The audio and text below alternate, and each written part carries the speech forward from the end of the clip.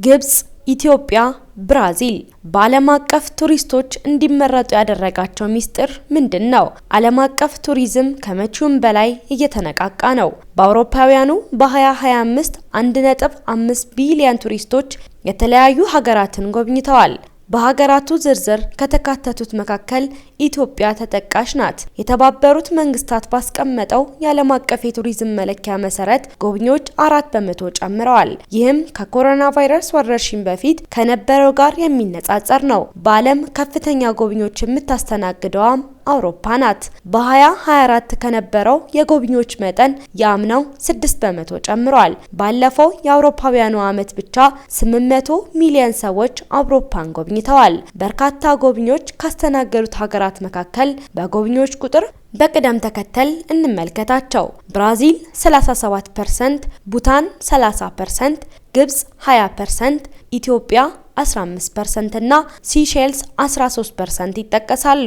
ሬቪ ጎርቴ የተባለው አስጎብኚ ድርጅት ዋና ስራ አስኪያጅ ስቲቨን ጎቨር እነዚህ ሀገራት እንደ መዳረሻ በመውሰድ ረገድ ታዋቂ እየሆኑ መጥተዋልም ይላል። ወርልድ ቱሪዝም ባሮሜትር በተሰኘው ዝርዝር ውስጥ ከተካተቱትና የቱሪዝም ፍሰታቸው ከፍተኛ የሆኑ ሀገራትን በዝርዝር እንመለከታለን። ሰላም ጤና ይስጥልን ውድ የጎ ቴሌቪዥን አድማጭ ተመልካቾቻችን በያላችሁበት ሰላምታችን ይድረሳችሁ። ይህ ዘወትር ሐሙስ ከጠዋቱ 3 ሰዓት የሚደርስላችሁ ፕሮግራም ጀምሯል። ፕሮግራሙን አዘጋጅቼ ወደ እናንተ የማደርስላችሁ እኔ ሳራባትና ከመላው የስቱዲዮ ባለሙያዎቻችን ጋር በጋራ በመሆን ነው። እስከ ፕሮግራም ፍጻሜ ድረስም አብራችሁን ቆዩ። ለዩቲዩባችን አዲስ ከሆናችሁ ቪዲዮውን ሰብስክራይብ በማድረግ ጀምሩት። ቪዲዮ ካዝናናችሁና ቁም ነገር ካገኛችሁበትም ላይክ፣ ሼር ማድረግ አይረሳ። ኢትዮጵያ፣ ግብጽ፣ ብራዚል በዓለም አቀፍ ቱሪስቶች እንዲቀመጡ ያደረጋቸው ሚስጥር ምንድነው? ዓለም አቀፍ ቱሪዝም ከመቼውም በላይ እየተነቃቃ ነው። በአውሮፓውያኑ በ2025 1.5 ቢሊዮን ቱሪስቶች የተለያዩ ሀገራትን ጎብኝተዋል። በሀገራቱ ዝርዝር ከተካተቱት መካከልም ኢትዮጵያ ተጠቃሽ ናት። የተባበሩት መንግስታት ባስቀመጠው የዓለም አቀፍ የቱሪዝም መለኪያ መሰረት ጎብኚዎች 4 በመቶ ጨምረዋል። ይህም ከኮሮና ቫይረስ ወረርሽኝ በፊት ከነበረው ጋር የሚነጻጸር ነው። በዓለም ከፍተኛ ጎብኚዎች የምታስተናግደውም አውሮፓ ናት።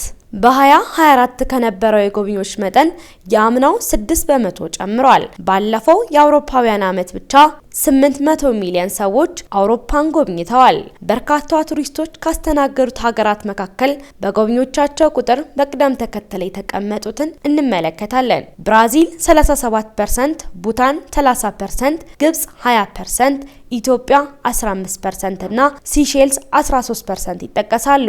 ሬቪ ጎርቴ የተባለው አስጎብኚ ድርጅት ዋና ስራ አስኪያጅ ስቲቨን ቪጎር እነዚህ ሀገራት እንደ መዳረሻ በመውሰድ ረገድ ታዋቂ እየሆኑ መጥተዋልም ይላል። ወርልድ ቱሪዝም ባሮሜትር በተሰኘው ዝርዝር ውስጥ የተካተቱና የቱሪዝም ፍሰታቸው ከፍተኛ የሆኑ ሀገራትን በዝርዝር እንመለከታለን። ኢትዮጵያ በአውሮፓውያኑ በ2025 የኢትዮጵያ ዓለም አቀፍ የቱሪዝም መጠን በ15 በመቶ ጨምሯል። በአፍሪካ ውስጥ ካለው ጠቅላላ የቱሪዝም እድገት የኢትዮጵያ 8 በመቶ ድርሻ ይዟል። በዝርዝሩ ውስጥ ከፍተኛ ቀጠናዊ የቱሪዝም እድገት ከተስተዋለባቸው ሀገራት አንዷም ኢትዮጵያ ናት። በትግራይ ጦርነት ምክንያት ተቀዛቅዞ የቆየው የቱሪዝም በረራዎች ከተከፈተ በኋላ ማገገሙም ተገልጿል። በኢንቨስትመንት በኩል ካለው መሻሻል በተጨማሪ ተጓዦች ወደ ኢትዮጵያ እያቀኑ መሆኑም ተገልጿል። እንደ ቪዚት ኢትዮጵያ ያሉ ንቅናቄዎችም እንዲሁም የሆቴሎችና የሌሎችም አገልግሎት ሰጪዎች መሻሻል የቱሪዝሙን ፍላጎት ከፍተኛ እንዲሆን አስተዋጽኦ አበርክቷል።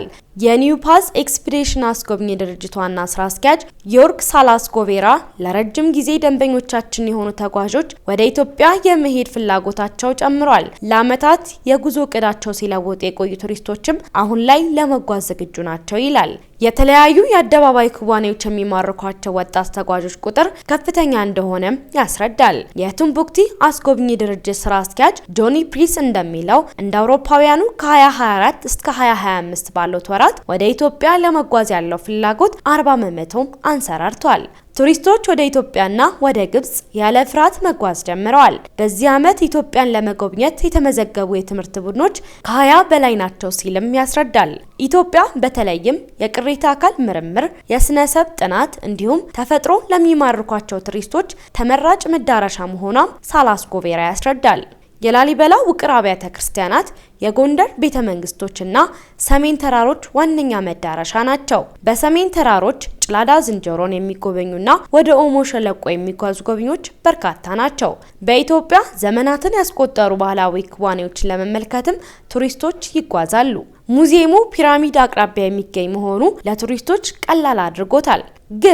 በግብጽ ያለ የቱሪስት ፍሰት 20 በመቶ ጭማሪ አሳይቷል። ከኮሮና ቫይረስ በኋላ ቱሪዝማቸው በፍጥነት ካገገሙ ሀገራት መካከል ትጠቀሳለች። ሳላስ ጎቤራ እንደሚለው ለረጅም ጊዜ በጉጉት ሲጠበቅ የነበረው የግብጽ ትልቁ ሙዚየም መከፈት ቱሪስቶችን እየሳበ ነው። ከ20 ዓመት በላይ ሲጠበቅ የቆየም ሙዚየም ነው። ሙዚየሙ እስኪከፈት ሲጠበቅ የነበሩና ሌሎች መዳረሾቹን ለመጎብኘት እቅድ የያዙ ቱሪስቶችም እየመጡ ነው ይላል። ሙዚየሙ ከፒራሚዶች አቅራቢያ የሚገኝ በመሆኑ ለቱሪስቶች ቀላል አድርጎታል። ፕሪንስ እንደሚለው በግብጽ የቱሪስቶች ቁጥር 50 በመቶ የጨመረው እንደ አውሮፓውያኑ ከ2024 እስከ 2025 ባሉት ወራት ነው።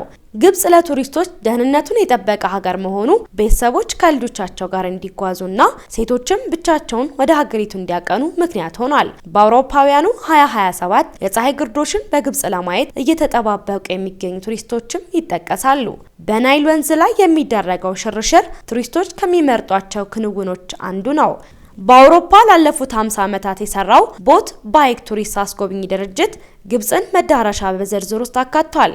ስራ አስኪያጁ ላውረስ ዊንክል በሳይክል የቱሪስቶች መዳረሻዎችን መጎብኘት እየተለመደ ነው፣ ጊዜ ወስዶ እያንዳንዱን መዳረሻ መጎብኘትም ይቻላል ይላል። ብራዚል በየዓመቱ የምታስመዘግበው የቱሪስት ቁጥር ከጊዜ ወደ ጊዜ እየጨመረ መጥቷል። በአውሮፓውያኑ 2025 የሀገሪቱ የቱሪስቶች ፍሰት 37 በመቶም አድጓል። የብራዚል ዓለም አቀፍ ቱሪዝም ተቋም በመንግስትና በግል ባለሀብቶች ጥምረት አውሮፕላን ማረፊያዎችን በማዘመንና አዳዲስ የአውሮፕላን ጉዞ መስመሮችን በመዘርጋት ጎብኚዎችን ለመሳብ ይሞክራል። ብራዚል ዓለም አቀፍ ቱሪዝምን ለማሳደግ የወሰደቻቸው እርምጃዎች ከፍተኛ ለውጥም አስመጥቷል። ለዛሬ ዘንላችሁ የመጣ ነው ይህንን ይመስል ነበር። ሳምንት በሌላ ርዕሰ ጉዳይ እስከምንገናኝ ድረስ ቸርን ሰንብት።